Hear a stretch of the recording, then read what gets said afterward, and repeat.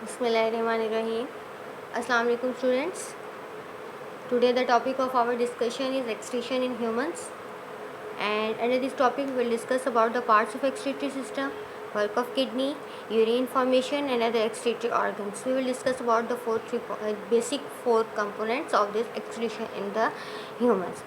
It is quite simple and easy lecture that you will understand each and every point very easily. Okay, first of all we will discuss about the parts of excretory system.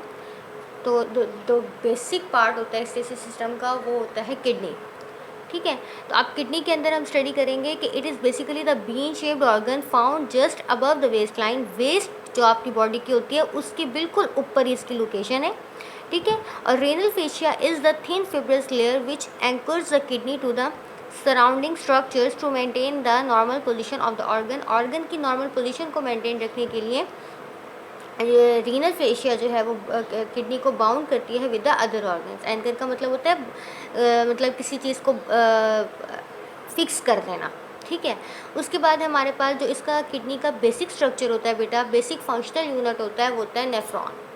सही है, तो a pair of kidney consist of millions of functional units. Nephrons have extensive blood supply via the renal arteries which leave the kidney via the renal vein. ठीक है, जो इसके अंदर kidney इसके अंदर ब्लड रिसीविंग हो रही होती है वो कौन कर रहा होता है? रीनल आर्टरीज कर रही होती हैं. जहाँ पर भी किडनी का वर्ड आएगा वहाँ आपने रीनल यूज़ करना है ज़रूर. और जो इनको ब्लड लीव कर रही होती हैं via the renal vein. Oxygenated blood renal artery, deoxygenated renal vein के ज़रिए से किडनी से बाहर जाता है. दूसरी बात जो आपने जहन में रखनी है बेटा वो ये कि जो किडनी की शेप है वो बीन जैसी होती है. तो जो ऑर्गन की शेप होती है ना उसके लिए वो चीज़ बड़ी बेनिफिशियल होती है. जैसे बीन्स बहुत बेनिफिशियल हैं किडनी के लिए, इस तरीके से कैरेट बहुत ज़्यादा बेनिफिशियल है आइस के लिए. ठीक है, क्योंकि आइस की तरह की इसकी शेप होती है कैरेट. तो ये चीज़ आपने ज़रूर इस चीज़ को अपनी सराउंडिंग में इफेक्ट आपने ऑब्ज़र्व करना है और अपना जो है वो थोड़ा सा ऑब्ज़र्व करना है इस किस्म की फाइंडिंग्स को. ठीक है, क्योंकि ये आपके लिए आगे बहुत ज़्यादा जब आप आगे टर्मिनोलॉजीज़ देखोगे तो आपको आगे बहुत ज़्यादा बेनिफिशियल होगा अगर आप खुद ही चीज़ों को ऑब्ज़र्व करना स्टार्ट कर दें. उसके बाद आप ये देखिए कि function of kidney and blood in clearing waste is very evident from the fact that weight of kidney account for less than 1% of total body weight while receive 20% of blood supplied with each cardiac beat. हर cardiac beat के साथ बेटा आप ये देखिए कि kidney का अपनी जो वेट है वो लेस देन 1% है बॉडी वेट का, लेकिन इसमें ब्लड कितना जा रहा है? 20% जा रहा है टोटल ब्लड सप्लाई का. इसका क्या मतलब हुआ कि ये बहुत ज़्यादा एविडेंट है इस बात में कि इतनी सी उसका वज़न लेकिन ब्लड इतना ज़्यादा क्यों जा रहा है? क्योंकि इसका काम है कि ये ब्लड को क्लियर करेगा. अब क्योंकि जब तक ब्लड क्लियर नहीं होगा ना बेटा, जब तक हमारी बॉडी सही से वर्क नहीं करेगी. तो ये बहुत कंपल्सरी है. जिसकी किडनी सही काम नहीं करी होती फिर वो आगे फर्दर आपको पता है डायलिसिस करवाते हैं.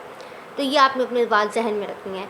अच्छा, अगली बात हमारे पास है यूरेटर्स के हवाले से. तो जो these are the two tubes which function to convey urine from kidney to bladder, passes from pelvis to the posterior aspect of urinary bladder. Peristalsis begin at the renal pelvis and cleaning at the end. और अब आप लोग diagram में भी देख रहे होंगे कि यहाँ पर ये किडनीज एंड हो रही हैं. तो किडनीज से जो ब्लड है यूरिन है वो यूरेटर्स के ज़रिए से ब्लैडर के अंदर जा रहा है और इन ऑरिफिस के ज़रिए से जा रहा है जिनको हम क्या कहते हैं? यूरेट्रल ऑरिफिस कहते हैं. ठीक है, तो फिर फर्दर यूरेटर से यूरेट्रल ऑरिफिस से ब्लैडर और ब्लैडर से यूरेटर से बाहर जा रहा है. ठीक हो गया. अब यहाँ पर जो फर्दर इसका ये मैंने आपको जस्ट बेसिक्स थोड़ा सा बताया है कि किडनी क्या है, बेसिकली किडनी की वर्क क्या है, यूरेटर्स क्या है. नेक्स्ट टॉपिक के अंदर हम डिस्कस करेंगे कि यूरिथ्रा क्या होता है, यूरिनरी ब्लैडर क्या होता है, और दूसरी बात ये जो थोड़ी सी टर्मिनोलॉजीज आप लोग देख रहे हैं like pelvis and like the peristalsis. ठीक है बेटा, तो ये जो है ना हम नेक्स्ट लेक्चर के अंदर ज़रूर डिस्कस करेंगे. प्लीज़ इस सिंपल और इजी नोट्स को आप लोग अपने पास ज़रूर सेव करें. इसको जो है वो आप खुद से बनाना शुरू करें, प्रेजेंटेशन अपनी अच्छी दें. और दूसरी बात ये कि इसको आपने अपने बेसिक कॉन्सेप्ट्स क्लियर ज़रूर करें और होपफुली आपको ये चीज़ पसंद आएगी, ये लेक्चर्स आपको पसंद आएंगे. नेक्स्ट हमारे पास हम डिस्कस करेंगे यूरिनरी ब्लैडर और यूरेथ्रा के हवाले से. एंड फर्दर प्लीज़ वीडियो को ज़रूर लाइक करें, सब्सक्राइब करें और शेयर करें ताकि ज़्यादा से ज़्यादा स्टूडेंट्स के इसमें एक्सेस हो और हम बायो को ईजी टर्मिनोलॉजीज़ के साथ, ईजी कॉन्सेप्ट्स के साथ अच्छे तरीके से हम इसके अपने कॉन्सेप्ट्स क्लियर कर लें.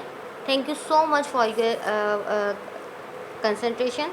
इंशाल्लाह next lecture will be discussed in the next lecture. अल्लाह हाफिज़.